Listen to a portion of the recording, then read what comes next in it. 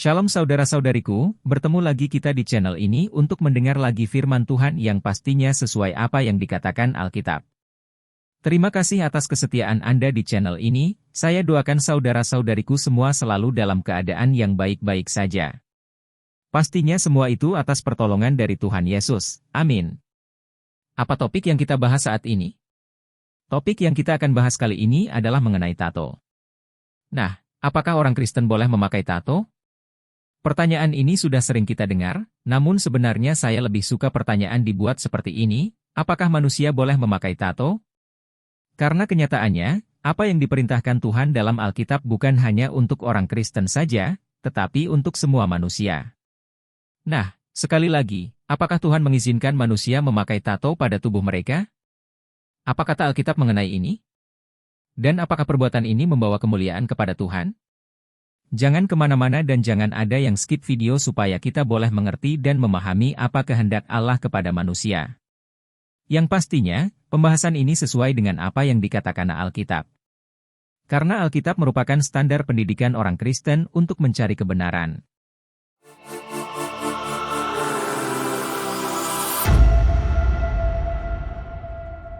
Istilah tato berasal dari kata Tahitian, yaitu tatau, yang berarti menandakan sesuatu. Menurut Kamus Besar Bahasa Indonesia, tato berarti gambar pada bahagian tubuh. Tato di Indonesia dikenali dengan istilah merajah.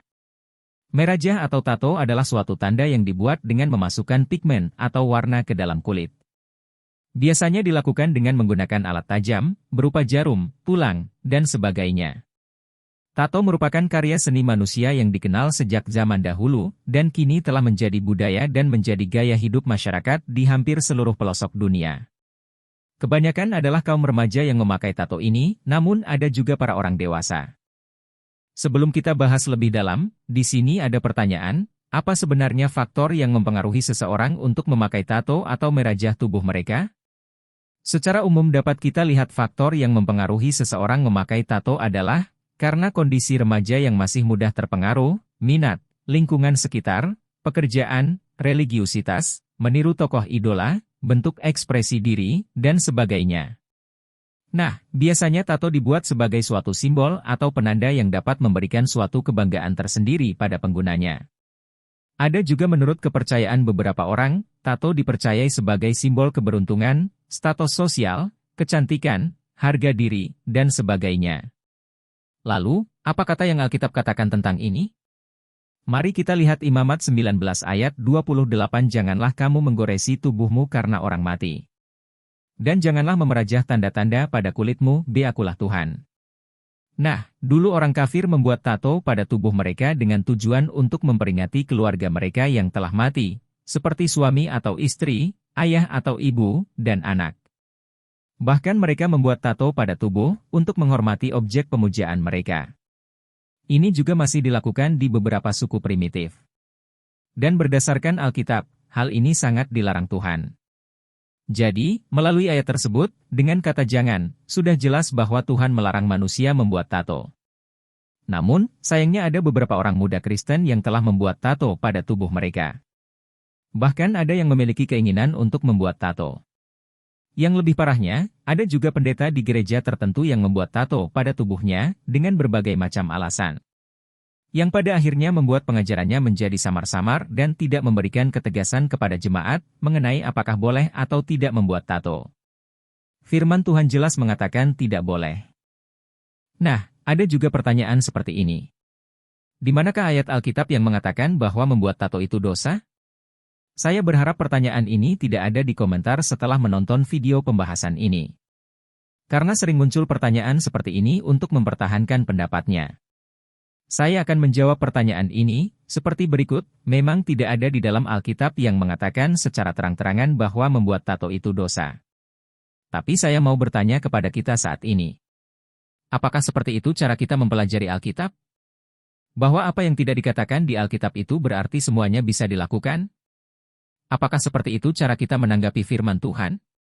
Lalu bagaimana jika seseorang bertanya apakah menggunakan narkoba itu dosa atau tidak? Apakah merokok itu dosa atau tidak?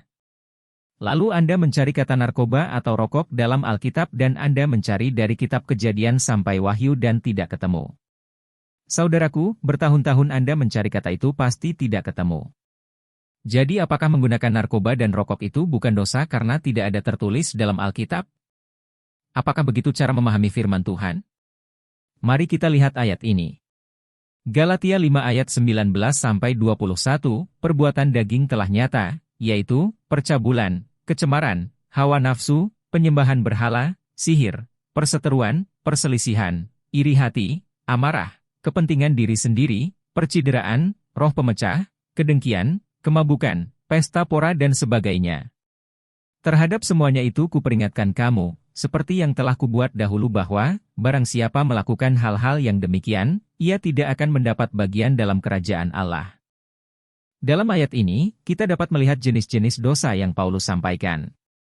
Sebenarnya masih banyak lagi yang Paulus mau sampaikan, tetapi Paulus tidak ada waktu untuk menyampaikan semuanya, maka dari itu Paulus menyebutkan kata dan sebagainya. Nah, kalau Paulus hidup di zaman ini, saya yakin dia akan memasukkan kata narkoba dan merokok di dalam tulisannya. Dia akan memasukkan hal-hal yang merugikan diri. Nah, demikian juga halnya tentang tato. Jadi saudara-saudariku, baik tato, narkoba, rokok atau hal-hal yang merugikan diri, tentu bukanlah sesuatu yang baik dilakukan dan itulah dosa. Lalu dikatakan dalam ayat itu, terhadap semuanya itu kuperingatkan kamu seperti yang telah kubuat dahulu bahwa, barang siapa melakukan hal-hal yang demikian, ia tidak akan mendapat bagian dalam kerajaan Allah. Nah, untuk lebih menguatkan lagi pemahaman ini, firman Tuhan jelas mengatakan dalam 1 Korintus 6 ayat 19 dan 20. Atau tidak tahukah kamu bahwa tubuhmu adalah bait Roh Kudus yang diam di dalam kamu, Roh Kudus yang kamu peroleh dari Allah, dan bahwa kamu bukan milik kamu sendiri sebab kamu telah dibeli dan harganya telah lunas dibayar. Karena itu muliakanlah Allah dengan tubuhmu. Allah telah mengaruniakan kepada kita satu tubuh untuk dirawat dan dipelihara dalam keadaan yang paling baik untuk melayani dan memuliakan Tuhan. Baik dalam hal menjaga kesehatan melalui makanan, minuman yang dimasukkan dalam tubuh, maupun dalam hal menjaga bagian luar tubuh dari ujung rambut sampai ujung kaki untuk kemuliaan Allah. Karena tubuh ini bukanlah milik kita sendiri lagi, tapi milik Allah. Jadi jangan seenaknya melakukan sesuka kita. Jangan mempermalukan dirimu dengan hal-hal yang tidak dikehendaki Tuhan. Karena kehidupan adalah suatu karunia Allah. Tubuh kita telah dikaruniakan kepada kita untuk digunakan melayani Allah. Dan Dia ingin agar kita memelihara dan menghargainya. Tubuh kita haruslah dijaga sebaik-baiknya. Dan haruslah berada di bawah pengaruh yang rohani. Kehidupan yang suci dan sehat adalah yang paling baik untuk kesempurnaan tabiat Kristen dan perkembangan kuasa, pikiran, dan tubuh. Bahkan firman Tuhan begitu tegas mengatakan dalam 1 Korintus 10 ayat 31, aku menjawab, jika engkau makan atau jika engkau minum, atau jika engkau melakukan sesuatu yang lain, lakukanlah semuanya itu untuk kemuliaan Allah. Jadi, melalui ayat ini, sudah sangat jelas bahwa jika kita melakukan sesuatu apapun itu, lakukanlah semuanya itu untuk kemuliaan Allah. Nah, jadi apakah tato itu untuk kemuliaan Allah? Tidak. Sangat jelas tidak ada hubungannya dengan kemuliaan Allah. Lalu, ada yang berkata yang tidak memuliakan Allah itu kan yang punya tato naga, cicak, ikan, dan sebagainya. Bagaimanakah jika tato itu ayat Alkitab yang ditulis di tubuh? Apakah itu memuliakan Allah?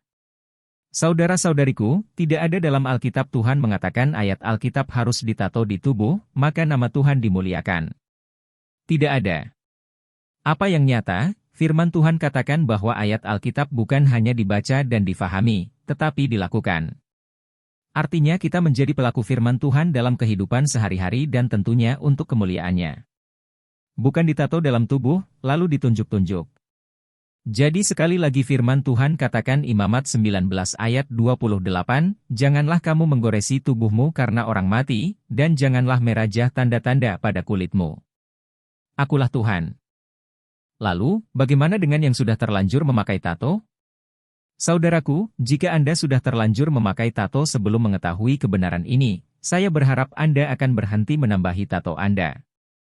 Tetapi mintalah Tuhan menuntun Anda agar dapat mengarahkan Anda dan bertobat.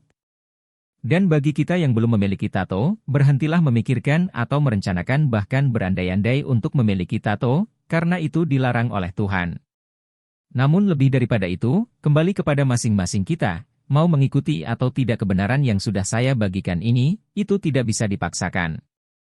Yang pasti, bahwa selagi masih ada kesempatan untuk melakukan hal-hal yang dapat memuliakan Tuhan, maka lakukanlah itu.